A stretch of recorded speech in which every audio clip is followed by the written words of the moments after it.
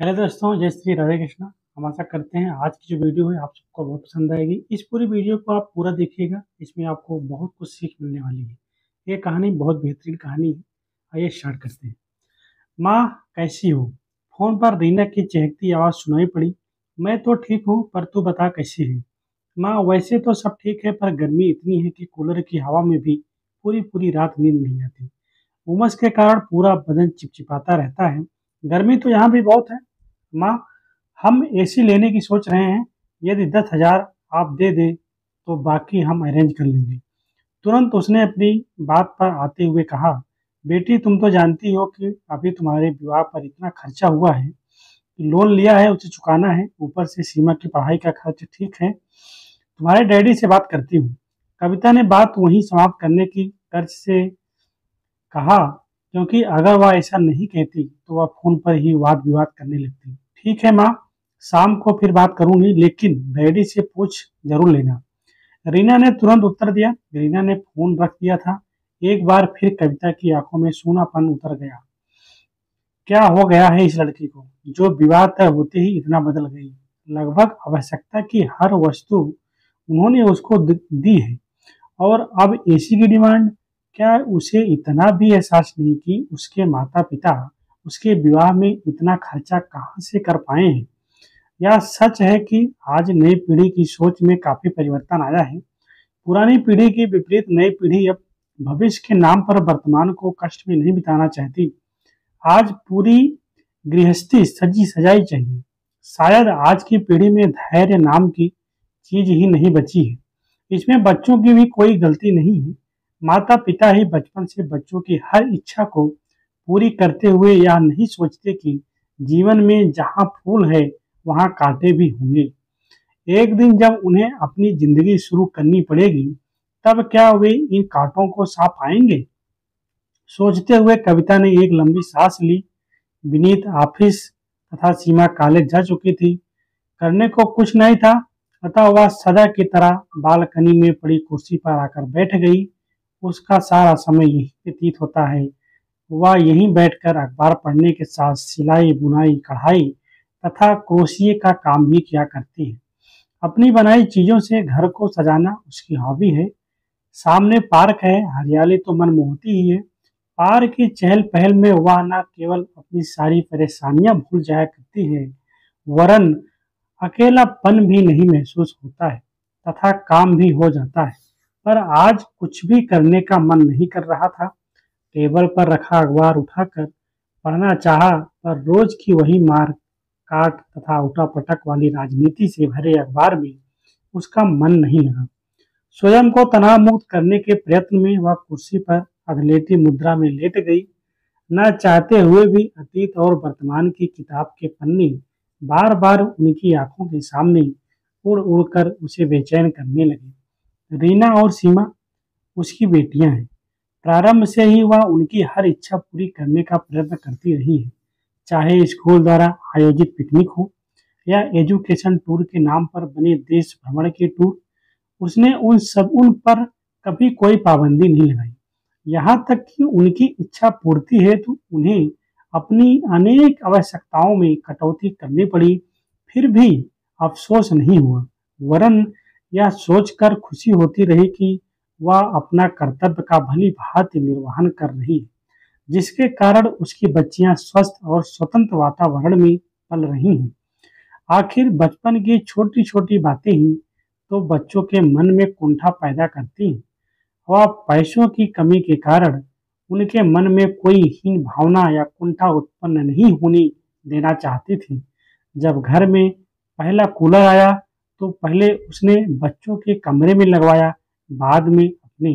वर्षों बाद जब एसी खरीदने का विनीत का मन बना, तब पहला एसी भी उसने रीना और सीमा के कमरे में यह सोच कर लगवा दिया कि कहीं उनके मन में यह ना आए कि मम्मा पापा तो एसी में सो रहे हैं और हम कूलर में।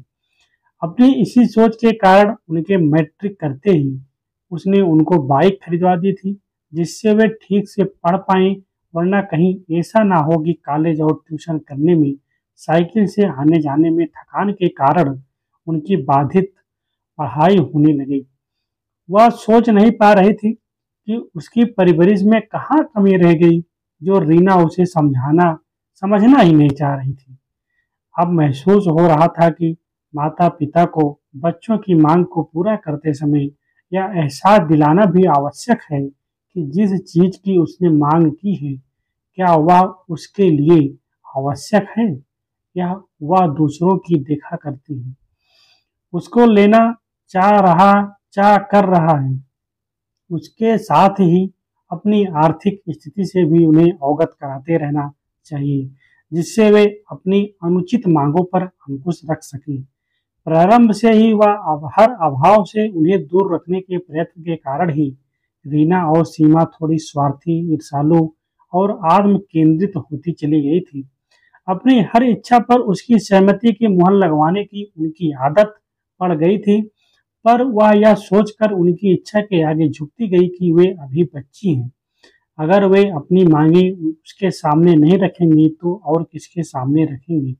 धीरे धीरे उनकी लालसा बढ़ती गई। उससे परेशान होकर कभी कभी उनकी ऐसी जिद जिसका पूरा करना उस समय उसके लिए संभव नहीं होता था, वह उन्हें यह कहकर समझाने का प्रयास करती कि बेटा, इस समय तो यह संभव नहीं है, बाद में दिलवा देंगे। या थोड़ी बहुत तो जो बचत कर रहे हैं वह तुम्हारे लिए ही तो कर रहे हैं, या हमारा जो वह तुम दोनों का ही तो है।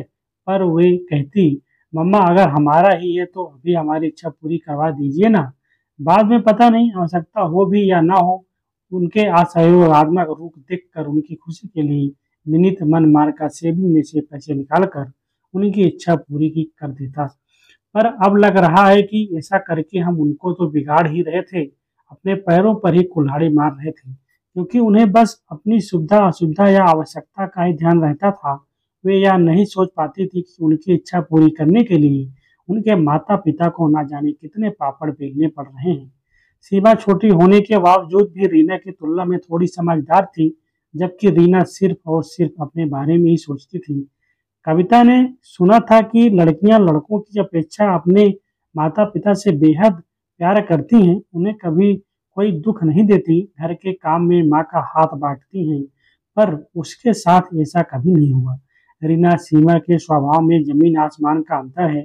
रीना जहाँ पढ़ाई के अतिरिक्त अपने मित्रों के साथ सैर सपाटे में व्यस्त रहती, वहीं सीमा को पढ़ाई के साथ चित्रकला से लगाव था। छोटी सी उम्र में ही उसकी पेंटिंग्स की कई प्रदर्शनियां आयोजित हो चुकी थी तथा सराही भी गई थी। दोनों ही अपने अपने कार्यकलापों में इतना व्यस्त रहती कि उसके पास बैठने या बातें करने का भी उनके पास समय नहीं रहता था। उसके पास आती तो सिर्फ काम से या जब उन्हें पैसे चाहिए होती। घूमने फिरने के बावजूद रीना ने दिमाग अच्छा पाया था, अतः पढ़ाई में अव्वल आती रही। यही कारण था कि पहली बार में ही डॉक्टरी की प्रतियोगी परीक्षा में चुन ली गई। अपने माता पिता की चहेती जैसे जैसे सफलता की सीढ़ियां चढ़ती गई, दम्भी होती चली गई। मुंह से इच्छा निकली नहीं कि पूरी होनी ही चाहिए, वरना शिकायतों का सिलसिला प्रारंभ हो जाता। कभी कविता उसकी इस आदत पर टोकती तो विनीत कहते, अभी बच्ची है, इनकी इच्छाएं यहाँ पूरी नहीं करेंगे तो और कहाँ करेंगे। समय के साथ साथ सब ठीक हो जाएगा, तुम व्यर्थ परेशान होती हो। बच्ची आखिर कब तक बच्ची रहेगी। कहना चाहकर वह नहीं कह पाती थी। समय के साथ कुछ ठीक नहीं हुआ था। जैसे जैसे बड़ी होती गई उनकी इच्छाएं बढ़ती ही गई। भला इच्छाओं का भी कभी अंत होता है? वह तो सुरसा के मुंह की भांति बढ़ती ही जाती है। उनके चेहरे पर खुशी देखकर विनीत कहते, तुम व्यर्थ परेशान होती हो। इंसान अपने बच्चों के लिए नहीं करेगा तो किसके लिए करेगा।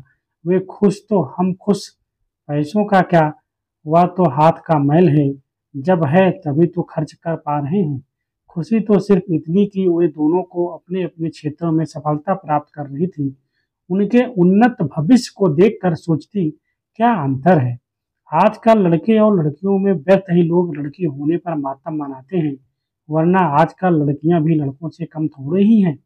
रीना की डॉक्टरी की पढ़ाई समाप्त होते ही अब उसका घर बसाने की चिंता प्रारंभ हो गई। कई लड़के देखने के पश्चात नवीन पसंद आया। वह भी डॉक्टर था। स्वप्नों को पंख तब लगे जब उसने तथा उसके घर वालों ने भी रीना को पसंद कर लिया। इससे भी अधिक प्रसन्नता इस बात की थी कि उनकी कोई मांग नहीं थी। तारीख तय होते ही विवाह की तैयारियां प्रारंभ हो गई। घर की पहली शादी थी, अतः कविता और विनीत अपनी तरफ से कोई कमी नहीं छोड़ना चाहते थे। एक दिन वह और विनीत विवाह में दिए जाने वाले सामान की लिस्ट बना रहे थे कि रीना आ गई। लिस्ट देखकर बोली, डैड, आपने हमको माइक्रोवेव तो लिखा ही नहीं। हाँ, 56 इंच वाला स्मार्ट टीवी ही दीजिएगा, वरना उसके बिना मजा नहीं आएगा। पलंग, ड्रेसिंग टेबल, अलमारी, सोफा, डाइनिंग टेबल तो देंगे ही। अब रीना का सारा समय फरमाइशों और शॉपिंग में व्यतीत होने लगा। विवाह का जोड़ा उसने 50,000 का पसंद किया। गहने और सामान तो ठीक हैं, पर पूरी जिंदगी में 4-5 बार से अधिक न पहने जाने वाले लहंगे पर इतना पैसा खर्च करना कविता के संस्कारी मन को चुभा। ना चाहते हुए भी कविता के मुंह से निकल ही गया, बेटा, लहंगा कुछ ज्यादा ही महंगा नहीं है, कोई दूसरा देख ले। तुम भी माँ, विवाह आखिर एक ही बार तो होता है, मुझे तो यही पसंद है। देखो, पिंक शिफॉन के इस लहंगे में कितना जिनुअन जरदोजी वर्क किया गया है। विवाह के जोड़े के पश्चात साड़ियां भी उसने महंगी ही पसंद की। 21 साड़ियां देने की बात कही तो पहले बात तुनकी, फिर यह कहते हुए मान गए कि तुम ठीक कहती हो माँ, साड़ियां तो कभी कभी ही पहनूंगी। अस्पताल जाने के लिए तो सलवार कुर्ता या जीन्स टॉप से ही चाहिए। इतने सलवार सूट तो हैं तुम्हारे पास, वही ले जाना। कविता ने कहा, मामा, ये सब तो पुराने हैं, पहली बार पुराने सूट लेकर जाऊंगी तो लोग क्या कहेंगे, उन्हें बाद में ले जाऊंगी। बात तो उसकी ठीक ही थी, अतः उसने कई जोड़ी मनपसंद सलवार सूट भी खरीदे। उसके बाद मैचिंग चूड़ियां, बिंदी, लिपस्टिक, नेल पॉलिश, पर्स और चप्पलों का दौर प्रारंभ हुआ। जेवर, घर का फर्नीचर भी उसने अपने पसंद का लिया। कविता को लग रहा था कि कितना अंतर आ गया है आज और कल में। एक उनका समय था जब विवाह में लेन देन की बात उठते ही लड़कियां उठकर चली जाती थी, लेकिन आजकल वे इसमें खुलकर हिस्सा ही नहीं लेती, वरन अपनी पसंद और नापसंद का इजहार करते हुए लिस्ट में फेरबदल भी करवाने में कब नहीं हिचकती। वह समझ नहीं पा रही थी कि यह उनकी जागरूकता है या लोलुपता। रीना की फरमाइशों को सुनाकर विनीत भी तनाव में आने लगे थे। यद्यपि उन्होंने अत्यंत योजनाबद्ध रूप से प्लानिंग की थी, पर रीना की डॉक्टरी की पढ़ाई में काफी खर्चा हो गया था, तथा इसी बीच सीमा की इंजीनियरिंग में आने के कारण उसकी फीस के साथ हॉस्टल का खर्चा भी देना पड़ रहा था, जिसके कारण उनकी कुछ भी बचत नहीं हो पा रही थी। अब विवाह के लिए उनको पीएफ से रकम निकालवाने के अतिरिक्त बैंक से भी लोन लेना पड़ रहा था। रीना के विवाह पर होते खर्च को देखकर कविता को महसूस हो रहा था कि लोग सच ही कहते हैं कि लड़के लड़की में अंतर होता है। लड़की की पढ़ाई में तो खर्चा होता ही है, विवाह में भी खर्चा करना ही पड़ता है। लड़के के विवाह में खर्च किया गया पैसा घर में ही रह जाता है, जबकि लड़की के विवाह में भरा घर भी खाली हो जाता है। शायद इसीलिए लड़की होने पर मातम मनाया जाता है रहा है। अचानक उसे स्वयं अपने विचारों पर वितृष्णा हो आई। किस जमाने की बात सोच रही है, वह जो कुछ दे रही है रीना के सुख के लिए तो दे रही है, फिर अफसोस क्यों। बार बार मन को समझाती, पर फिर भी ना जाने क्यों रीना की नित नई फरमाइश सुनकर मन बिदक उठता। कैसी लड़की है या जो सिर्फ अपने बारे में सोच रही है। उसे इस बात का एहसास क्यों नहीं है कि उसके पिता विवाह के लिए इतनी बड़ी रकम कहाँ से जुटा पा रहे हैं। पैसे कोई पेड़ों पर तो होते नहीं कि जितने चाहो तोड़ लो। उसकी नित नई फरमाइश सुनकर एक दिन सीमा भी बोल उठी, दीदी ने तो ऐसी लूट मचा रखी है, मानो फिर कभी कुछ मिले या ना मिले। उस समय उसने सीमा को टोक दिया था, पर उसने जो कहा वही तो उसके मन में भी चल रहा था। तो क्या आज लड़कियां स्वयं भी दहेज चाहने लगी हैं। बार बार यह प्रश्न उसके मन मस्तिष्क को मथने लगा था। शायद आज का युवा वर्ग अपनी गृहस्थी को तिनका तिनका जोड़कर सजाने में विश्वास नहीं रखता। यही कारण है कि आजकल लड़के वाले दहेज मांगे या ना मांगे, वरन लड़कियां ही दहेज में ऐशो आराम के सारे साधन चाहती हैं। दहेज को सदा से सामाजिक बुराई, समाज की रग रग में व्याप्त कोड़ के रूप में देखा जाता रहा है, जिसकी बल बेदी पर न जाने कितनी कन्याओं को अपनी जान गंवानी पड़ी, जिसे रोकने के लिए दहेज विरोधी कानून भी बनाए गए। पर क्या इससे मुक्ति मिल पाई है। मुक्ति मिल पाना तो दूर, यह समाज में ऐसा घुल मिल गया है कि इसे अब संभ्रांत तबकों में पुत्री की गृहस्थी बचाने का सर्वसुलभ सर्वसम्मत उपाय मान लिया गया है। समझदार लोग अब इस बारे में अपने मुंह से कुछ नहीं कहते, क्योंकि उन्हें पता है कि पुत्री के समझदार माता पिता बिन मांगे ही अपनी पुत्री को वह सब देंगे जिसकी उसे आवश्यकता है। शायद यही कारण है कि रीना के ससुराल वालों ने इस संदर्भ में उनसे कुछ नहीं कहा, पर रीना उनकी अपनी बेटी का व्यवहार देखकर कविता को लग रहा था कि कहीं दहेज युवा पीढ़ी की परिवर्तित सोच के कारण सामाजिक मान्यता न प्राप्त कर ले। विवाह का दिन भी आ गया। गुलाबी जोड़े में सजी रीना परी सी लग रही थी। किसी की नजर न लग जाए इसीलिए उसने उसके कान के पीछे काला तिल बना दिया था। उसे ऐसा करते देख रीना खूब हंसी थी। विवाह की सारी रस्में हंसी खुशी निपट गई। रीना और नवीन की परफेक्ट जोड़ी को देखकर जब नाते रिश्तेदार और अड़ोसी पड़ोसी उसे बधाई देने लगे तो वह गर्व से भर उठी थी। हंसते खिलखिलाते माहौल में वह अपनी सारी चिंताएं भूल गई थी। विदाई की बेला भी आ गई। अचानक हंसी खुशी से भरा माहौल बोझिल होने लगा था, पर कविता ने स्वयं पर काबू रखा था। उसकी मान्यता रही थी कि बेटी को रोते रोते नहीं वरन हंसते हुए विदा करना चाहिए। जब हम हंसी खुशी विवाह की सारी रस्मों को निभा रहे हैं तो रोना क्यों। विदा के समय बेटी अच्छी यादों को लेकर जाए, ना कि माता पिता के आंसुओं से भरे चेहरे को। जब जब उसे वे चेहरे याद आएंगे तो क्या उसका मन नहीं दरकेगा। अपनी इसी मना स्थिति के कारण विदा के समय या यत्न पूर्वक आंसुओं को पीती रही, पर उन्हें बहने नहीं दिया।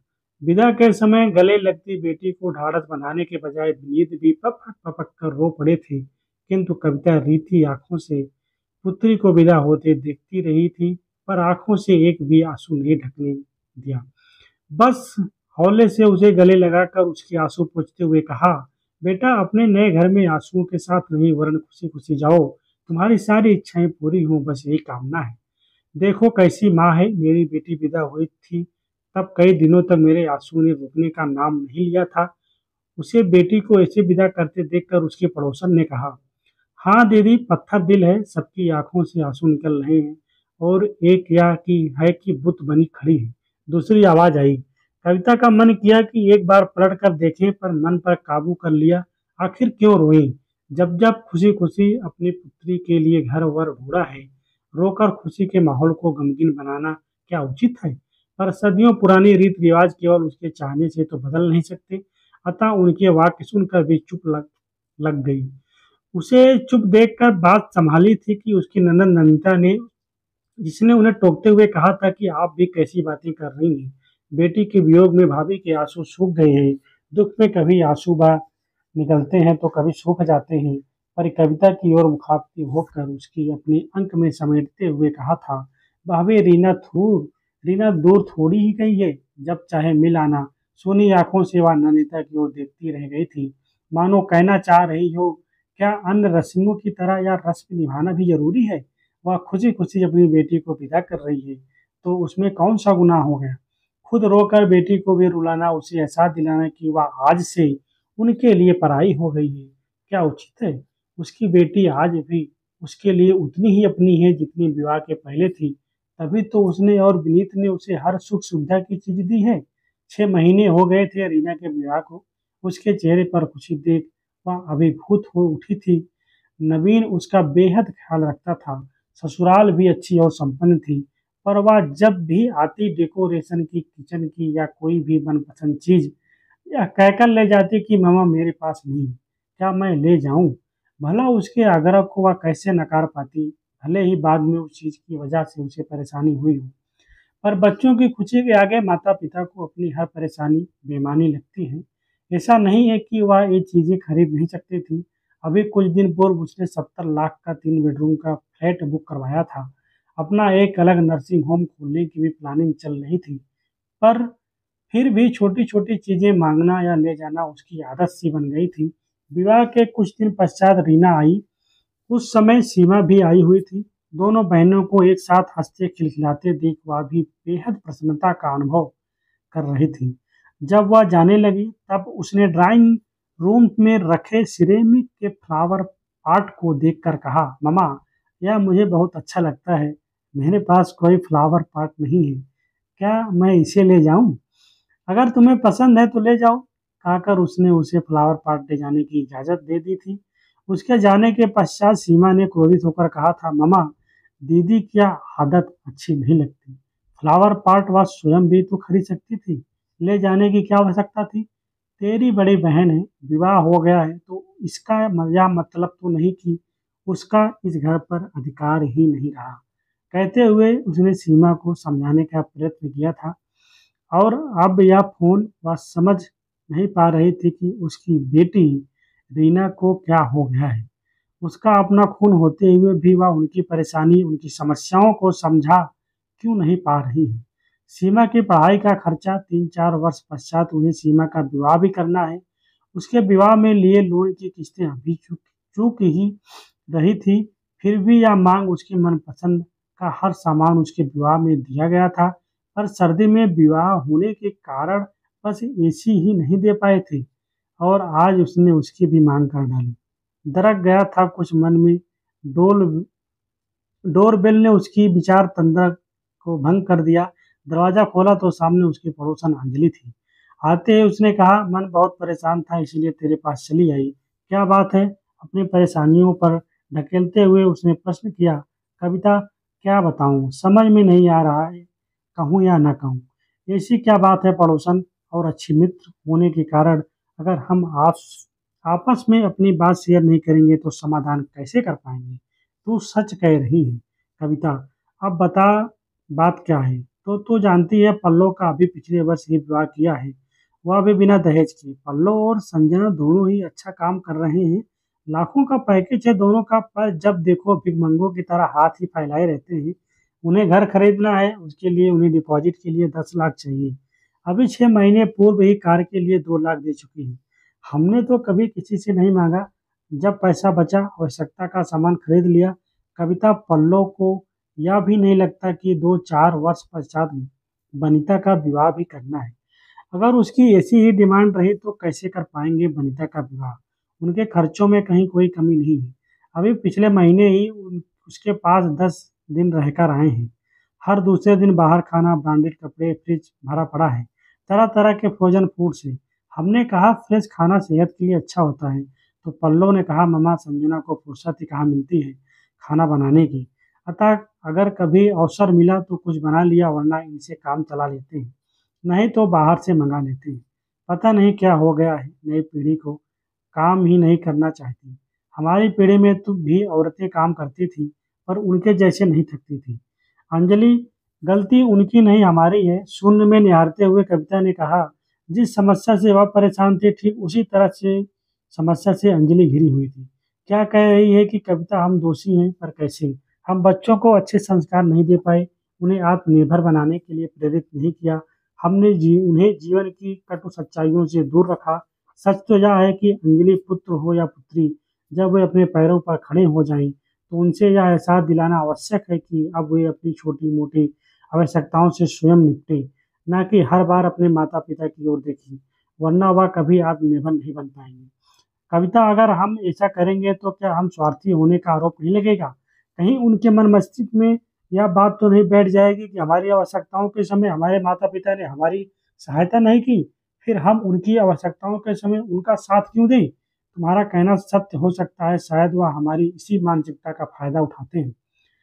पर आखिर कब तक हम उनकी मांगों के सन्मुख झुकते रहेंगे? आखिर उन्हें भी हमारी मजबूरियां और परेशानियों को समझना होगा। तुम ठीक कह रही हो कविता, मैं आज ही विजय से बात करती हूँ। अगर पल्लव को समझा पाए, घर इतना आवश्यक भी नहीं है, 1-2 वर्ष पश्चात भी ले सकता है। अंजलि कहकर चली गई। कविता ने सोच लिया था कि वह रीना की इस मांग के बारे में विनीत को कुछ नहीं बताएगी, स्वयं ही कोई ना कोई रास्ता निकालेगी। दूसरे दिन विनीत को ऑफिस भेजकर निपटी ही थी कि फिर रीना का फोन आया। मम्मा, क्या तुमने डैड से पूछा? बेटी, तुम तो हमारे घर की स्थिति से भली भांति परिचित हो। अभी तुम्हारे विवाह पर इतना खर्च हुआ है, लोन लिया, पैसा चुकाना ही है। सीमा की पढ़ाई खर्चों के साथ साथ 3-4 वर्षों में उसका विवाह भी करना है। स्वर में अनचाहे ही गिड़गिड़ाहट आ गई थी। सिर्फ 10,000 ही तो मांग रही हूँ, पूरा एसी खरीदने के लिए तो नहीं कह रही हूँ। उसके लिए भी तुम मना कर रही हो। वह तो हम अपने आप ही खरीद लेते, पर आपको तो पता ही है, कुछ दिन पूर्व नवीन ने फ्लैट बुक करा लिया है, उसी के लिए 2 लाख एडवांस देना पड़ा है, इसीलिए तुमसे मांग रही हूँ। तुम तो कहती थी कि हमारा जो कुछ है वह तुम दोनों का है, फिर मना क्यों कर रही हो? कहकर उसने क्रोध में फोन रख दिया था। यह उसका चिरपरिचित अंदाज था। उसे मालूम था उसका फ़ोन फिर आएगा, पर इस बार उसने भी निर्णय ले लिया था, इस बार वह नहीं झुकेगी। आखिर कब तक वह उसकी जायज़ और नाजायज़ माँगों को पूरा करती रहेगी? कब तक वह अपने माता-पिता के एहसासों को समझेगी? अब वह बच्ची नहीं, उसे समझना चाहिए कि उसके माता-पिता की भी अपनी ज़िंदगी है। Thanks for watching, thank you. आशा करते हैं दोस्तों ये कहानी आप सभी को समझ में आएगी। आजकल के बच्चे अपने माँ-बाप की मजबूरी को नहीं समझते हैं, डिमांड पे डिमांड रखते हैं, शादी होने के बाद भी। तो हम आशा करते हैं कि आप सबको कहानी से सीख मिली होगी, आप सब ये गलती फ्यूचर में नहीं करेंगे। थैंक यू दोस्तों, thanks for watching, thank you.